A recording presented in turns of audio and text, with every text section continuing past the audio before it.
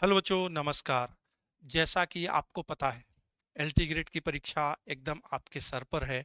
और अगर आज हम देखें तो आज से लगभग कुछ विषयों की परीक्षा 15 दिन, कुछ विषयों की परीक्षा 20 दिन, कुछ विषयों की परीक्षा 30 दिन के टारगेट पर है।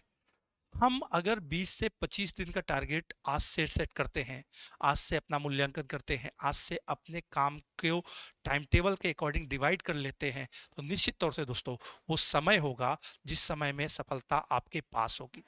आज मैं आपके सामने इस बात को लेकर के आया हूं कि किस तरीके से आप आने वाले 20 दिन, 25 दिन, 30 दिन की स्ट्रेटजी तैयार करें। और ये स्ट्रेटजी इतनी पावरफुल हो, इतनी बेहतरीन हो कि ये स्ट्रेटजी आपको निश्चित तौर से सफलता के करीब ले जाए और सफल हो जाए। और आज अगर हम बात करें तो आज अभी हम एलटी ग्रेड के केवल प्री की तैयारियों की बात करते हैं। आप किसी भी विषय से परीक्षा दे रहे हो, 6 दिसंबर को, उसके बाद 21 दिसंबर को, उसके बाद जनवरी को जो भी परीक्षाएं आयोजित होंगी प्री की, उसकी तैयारियों पर फोकस करते हैं। अगर आज से हम देखें, आज से हम बात करें बच्चों, तो आज से आप अगर परीक्षा की तैयारी करते हो तो आज की तारीख, मतलब आज हम 24 नवंबर को खड़े हैं। अगर 24 नवंबर से लेकर के हम बात करते हैं किसकी, 6 दिसंबर की बात करते हैं, या 24 नवंबर से लेकर के हम बात करते हैं किसकी, हम 21 दिसंबर की बात करते हैं, तो इनकी स्ट्रेटजी क्या होनी चाहिए, इनका तरीका क्या होना चाहिए, ये आपको ध्यान देना पड़ेगा। आपको ये बता दूं, यहां पर एक वीक, पहले वीक की बात है। अगर 4 वीक की हम बात करें तो इसको डिवाइड कर लेते हैं 4 वीक में। फिर दूसरे वीक की बात करें, फिर तीसरे वीक की बात करें, फिर चौथे वीक की बात करें। इधर हम अगर पूरा ले लेते हैं आज से लेकर के, मतलब 24 नवंबर से लेकर 21 दिसंबर तक की, तो इसको आपको क्या करना है बच्चों, इन सभी को आपको अलग अलग टाइम टेबल पे डिवाइड करना। सबसे पहले आप ये पहले वीक में क्या करोगे, 8 से 10 आवर की अपने टाइम टेबल शेड्यूल सेट करोगे। फिर जैसे सेकेंड वीक आएगा, आप इसको बढ़ा करके 10 से 12 घंटे या 14 घंटे का कर लेना। टाइम टेबल को ध्यान में रखकर ही आप कंपटीशन में दूसरे कंपटीटर को बीट कर सकते हो। तीसरे वीक में जब आप आओगे तो इसको 14 से 16 घंटे रख लेना।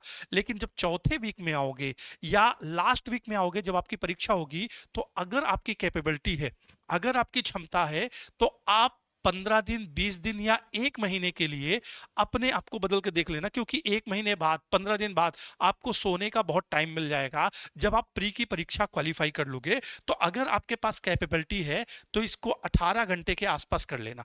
और 18 घंटे में आप पर डे का टाइम टेबल सेट कर लेना। पर डे का टाइम टेबल सेट करने का मतलब ये है, क्योंकि आपको पता है एलटी ग्रेड की परीक्षा में जीएस एक इंपॉर्टेंट रोल है। बिना जीएस के आपका काम नहीं बनेगा, सफलता नहीं मिलेगी। तो आपको 2 से 4 घंटे, जी हाँ, 2 से 4 घंटे पर डे का जीएस का तैयारी का प्रारूप सेट करना पड़ेगा। उसके बाद जीएस के बाद आपका जो सब्जेक्ट है, इस सब्जेक्ट पे अगर आप फोकस करोगे तो बाकी टाइम अपने सब्जेक्ट पे देना। और अपने सब्जेक्ट पर भी जब आप टाइम दे रहे हैं तो उसको भी अलग अलग पार्ट में बांट लेना।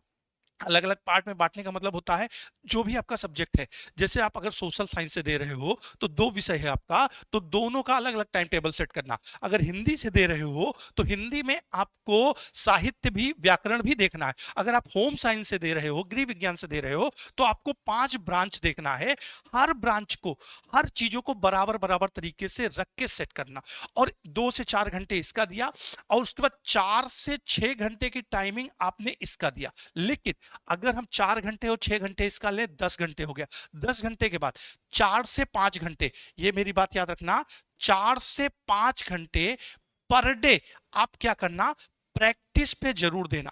अगर 4 से 5 घंटे आप अलग से प्रैक्टिस में नहीं दोगे तो एक चीज याद रखना, इसमें निगेटिव मार्किंग है, माइनस मार्किंग है। माइनस मार्किंग भी आपको सफलता से दूर ले जा सकती है।